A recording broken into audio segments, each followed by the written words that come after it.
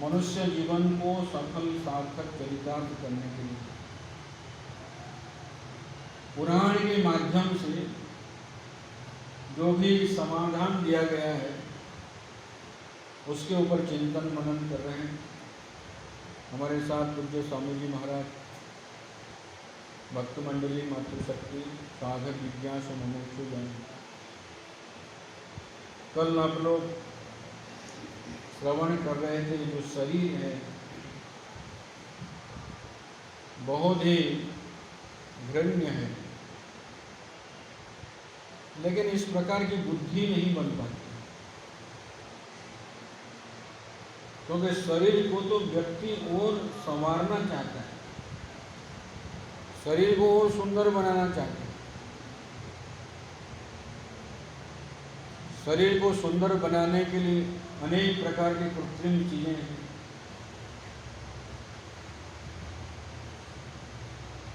शरीर भगवत प्राप्ति का साधन है, बहुत कम लोग उसको समझ पाते हैं। गिने चुने व्यक्ति हैं जो समझते हैं कि ये साधन है और इस साधन के माध्यम से भगवत प्राप्ति संभव है। मनुष्य है तो असंभव नहीं है उसके लिए। भगवान बहुत कृपा करने के बाद ही मनुष्य शरीर देते हैं, क्योंकि इस शरीर में बुद्धि, विवेक है, समझ है, लेकिन उसका उपयोग हम लोग अधिकतर संसार में लगाते हैं। बल्कि बुद्धि कहाँ लगाते हैं? संसार में। भगवत चिंतन में, आत्मचिंतन में बहुत कम लोग लगाते हैं। जो भाई महात्मा भी बन जाते हैं तभी भी नहीं लगा पाते, वो भी कहीं राजनीति में कुछ लोग। तो इसलिए यहाँ बताना चाहते हैं, जो शरीर है दुख रूप होने के नाते शरीर से वैराग्य होना चाहिए।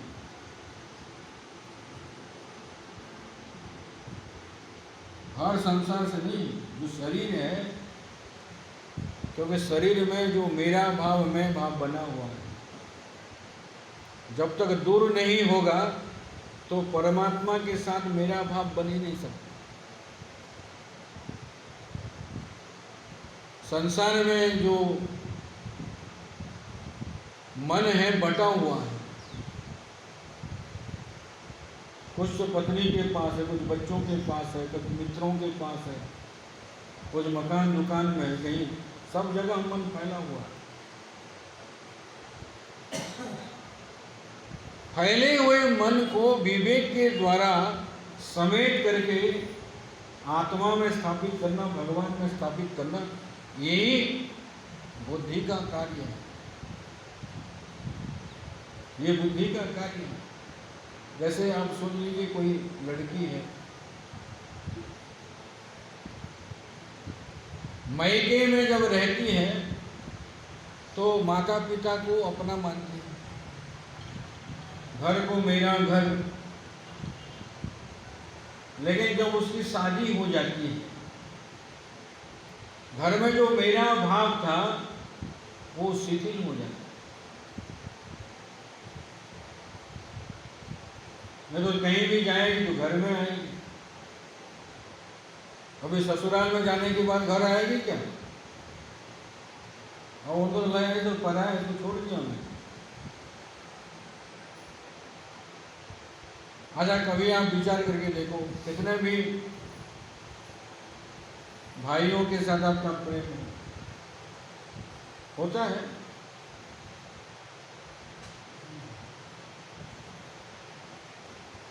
लेकिन अभी आप शादीशुदा है, ससुराल आपका घर बन गया, और आप सोच लीजिए आपके लड़के की 10वीं का एग्जाम है और आपकी भाई की शादी भी है, तो कौन सा प्रोग्राम आप बैठे हैं? आप सोचेंगे और बाद में देखेंगे, भाई को बाद में मिल लेंगे, क्यों? क्योंकि पहले जो मेरापन था बहुत दृढ़ था, बहुत घना था, ठोस था, अभी वो शिथिल हो गया। अब मेरापन बच्चे में है, मेरापन आपके स्वयं के घर में है, अब मायके जो है ना ये पराया हो। तो ठीक इसी प्रकार शरीर में जो मेरा भाव हो रहा है अथवा मैं भाव हो रहा है,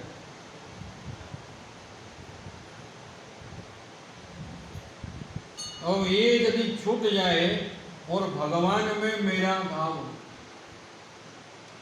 परमात्मा में मेरा भाव हो, अब विचार करेंगे तब तो जाकर के ये छूटता है, बिना विचार से छूटेगा नहीं। तो इसलिए शंकराचार्य भगवान कहते हैं घर छोड़ना बहुत आसान है, परेशानी हो गई छोड़ दिया घर, लेकिन शरीर रूपक जो घर है इसको छोड़ना बहुत कठिन है। शरीर में जो मैपन बन रहा है ये छूटे और सचमुच में आप चिंतन करते हुए जो चैतन्य है, जो आपका स्वरूप है, उसमें ही अहम भाव, उसमें आप प्रतिष्ठित हो जाए। इसलिए जो शरीर है तीन अवस्था अक्सर दिखाते हैं, बचपन, जवानी और वृद्धावस्था। बचपन भी दुख रूप है, जवानी भी दुख रूप है और बुढ़ापे भी दुख रूप है। अलग अलग परेशानी है। शंकराचार्य भगवान कहते हैं बाल्ये दुखातिरेको मललुलित बपुः स्तन्यपाने पिपासा नो शक्तिश्चेन्द्रियेभ्य भवगुणजनिता जन्तवो मां तुदन्ति नाना रोगादिवसात् रुदनपरवश शंकरं न स्मरामि क्षन्तव्यो मे पराध शिव शिव शिव भो श्रीमादेव शंभो। बाल्ये दुखातिरेका, जब बच्चा पैदा होता है अब उसके अंदर जो भी दुख है कौन समझ पाएगा? ना माँ समझ सकती है, ना पिता समझ सकते हैं, ना डॉक्टर समझ सकता है, क्योंकि वो बता नहीं सकता। लेकिन दुख है, जैसे आपको सिर दर्द है तो तुरंत में अरे थोड़ा मालिश कर दो, सिर दर्द है। बच्चा कहेगा क्या? केवल रोता रहता है। अच्छा, रो रहा है तो सिर दर्द है कि पेट दर्द है कि भूख है, कैसे पता लगेगा? बाल्ये दुखातिरेको, दुख की अतिरेक है, अत्यधिक दुख है। अच्छा, माताएं घर के कामकाज कर रही है, उस समय टट्टी पेशाब कर देता है बच्चा। मललुलित बपुः, मल से शरीर लिपट जाता है, उसको ये पता नहीं कि मल है, ये भी पता नहीं है, ये दूषित चीज है, ये पता नहीं है उसको। स्तन्यपाने पिपासा, पातुम इच्छा पिपासा, दूध पीने की इच्छा है, लेकिन माँ घर के कामकाज में लगी हुई है।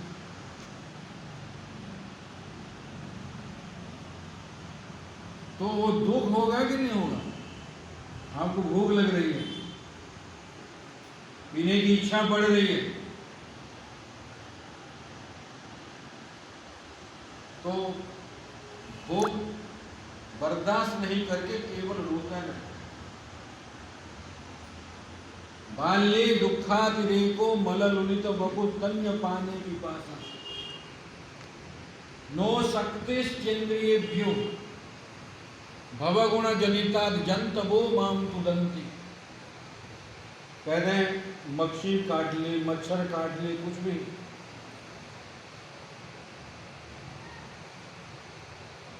वो हाथ पैर को ऊपर नहीं उठा सकता, ज़्यादा से ज़्यादा हाथ पैर को हिलाएगा इतना। लेकिन कहीं खुजली हो रही तो खुजली भी नहीं कर सकता। बच्चा अभी पैदा हुआ है और खुजली हो रही है पीठ पे कहीं, तो हाथ पैर सीधा, केवल पैर और हाथ ऐसे ऊपर नीचे करेगा। इंद्रियों में शक्ति नहीं है, मैंने हाथ पैर में शक्ति नहीं है कि हाथ जा करके उस जगह पे खुजली करे। अथवा कोई जंतु है तो उस जंतु को उठा करके फेंक दिया, बच्चा फेंक सकता है क्या? नो शक्तिश्चेन्द्रियेभ्य भवगुण जनिता, जो संसार में कीड़े मकोड़े आदि काटते रहते हैं, उसको हटाने की सामर्थ्य नहीं रहती। जंतवो माम तुदंती, कीड़े मकोड़े उनको तुदंत में काटते रहते हैं, कुछ नहीं कर सकते। तो दुख रूप है कि नहीं? भूख लग रही है, दुख रूप है। कीड़े मकोड़े काट रहे हैं, दुख रूप है। नाना रोगादि बसात, अनेक प्रकार के रोग भी आते हैं बच्चे में। दूध तो पी लिया लेकिन हजम नहीं होता, पी तो लिया लेकिन हजम नहीं हो रहा है, उल्टी कर देता है। तो अनेक प्रकार की परेशानी है उस बचपन में। जब आप विचार नहीं करेंगे तो दिखाई नहीं पड़ता है। व्यक्ति जब तक विचार नहीं करेगा तब तक वो दिखाई नहीं पड़ता है। हम तो कहें बच्चा हो गया। नाना रोगादि दुखात, तो उसके पास केवल एक ही शक्ति है, रोदन परवश। रो तो सकता है लेकिन क्या भगवान का चिंतन कर सकता है क्या? रुदन परवसात शंकरम न स्मरण, मैं भगवान का स्मरण नहीं कर पाता हूँ, इसलिए प्रभु वो समय तो मेरा बेकार चला गया है। आपका समय तो जा रहा है कि नहीं जा रहा है?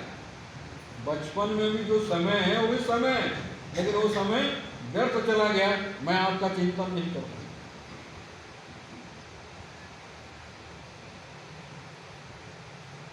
अच्छा, थोड़ा बड़ा होता है, कुमार अवस्था में कर्ण वेदन आदि संस्कार किया जाता है, माता पिता पीटते हैं उसको। अक्षराध्ययनादैश्च दुःखं गुरुवादि शासनात् प्रमत्तेन्द्रियवृत्तिश्च कामराग प्रपीडितः। अब कान को छेदन करना है तो कष्ट होगा कि नहीं होगा? कर्ण छेदन क्या, माताएं तो नाक में कान में सब जगह बोले, और बच्चे को भी कर्ण छेदन करते हैं। आजकल तो बंद ही हो गया है, आजकल कहाँ करते हैं, शौकीन के लिए भी लड़के करते हैं।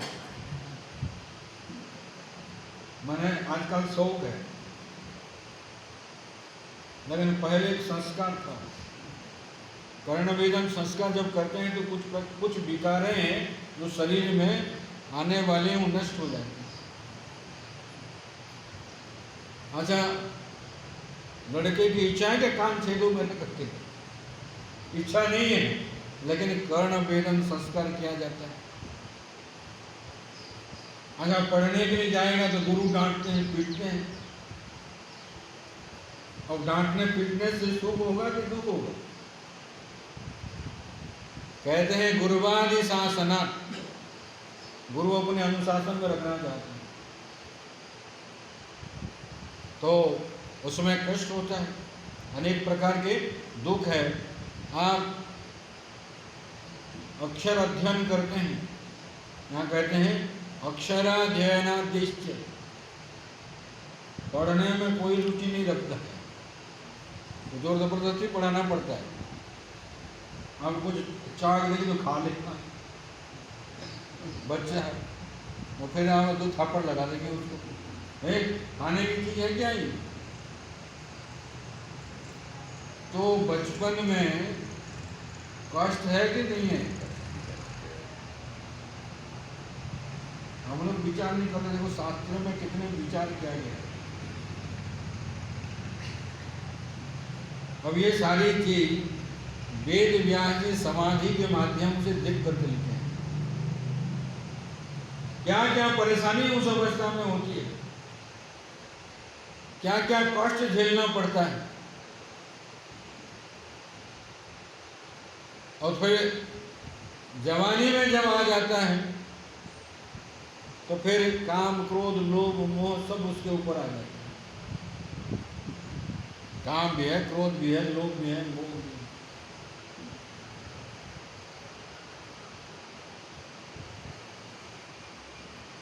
प्रमत्तेन्द्रिय वृत्तिश काम राग प्रपीड़ित, और उसमें रात रात व्यक्ति सोता नहीं है। जैसे से प्रेम हो गया, माता पिता नहीं चाहते। एक तो माता पिता को बता नहीं पाता है, अब बताने से माता पिता नहीं चाहते हैं, तो उसको सुख होगा कि दुख होगा? कई बार तो लोग आत्महत्या भी कर देते हैं, अत्यधिक दुख के नाते अपने आप को करके संभाल नहीं पाते हैं, आत्महत्या तक भी लोग कर लेते हैं। कहने का मतलब उतना दुख होता है जिसको बर्दाश्त नहीं कर पाते। अंदर ही अंदर व्यक्ति रोता है, बता नहीं पाता है। और इंद्रियां स्वाभाविक आपको 5 इंद्रियां खींचती,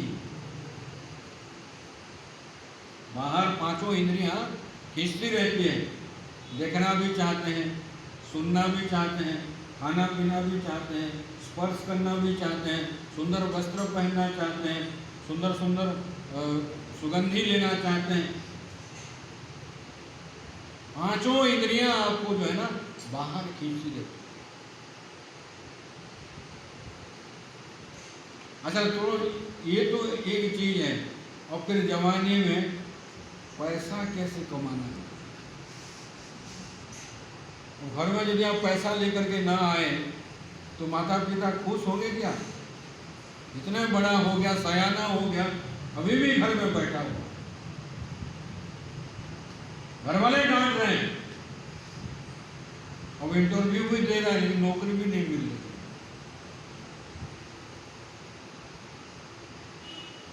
आजकल तो और परेशानियां, व्यक्ति थोड़ा बहुत पढ़ लेता है ना, खेती में नहीं जाएगा। इतने पढ़ने के बाद खेती करना है क्या? स्वयं के घर में खेती है। मैं बीच में भुवनेश्वर गया था, तभी वो भुवनेश्वर हमारे ब्रांच के प्रेसिडेंट हैं, उनका लड़का विदेश में नौकरी करता है। तो विदेश तो बहुत दूर है, लेकिन वो विचार किया कि भाई माता पिता से दूर, भाई बहन से दूर, केवल पैसा के लिए मैं यहाँ आया। 10 साल नौकरी की, पैसा खूब इकट्ठा किया, 10 साल नौकरी करके पैसा इकट्ठा किया, फिर भुवनेश्वर लौट आया और जमीन खरीदी। केवल गुलाब के फूल उगाता है वो, लाखों रुपया कमाता है, केवल गुलाब के फूल। 10-15 तो नौकर रखा है।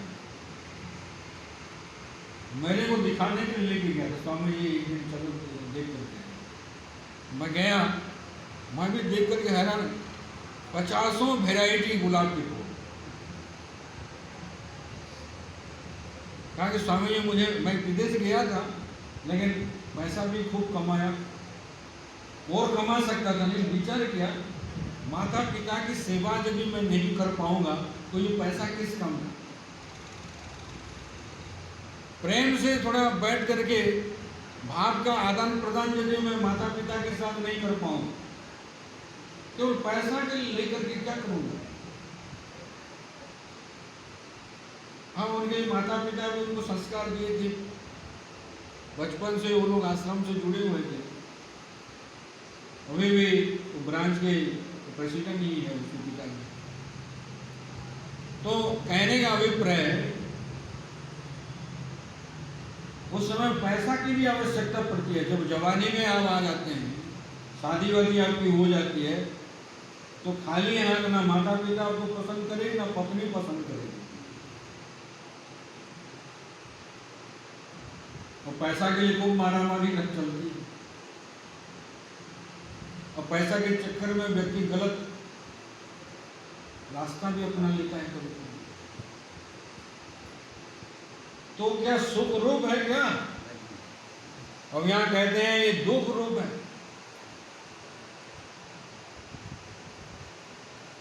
और कल भी मैं आपको बता रहा था, जो वृद्धावस्था है अत्यधिक दुख रूप है।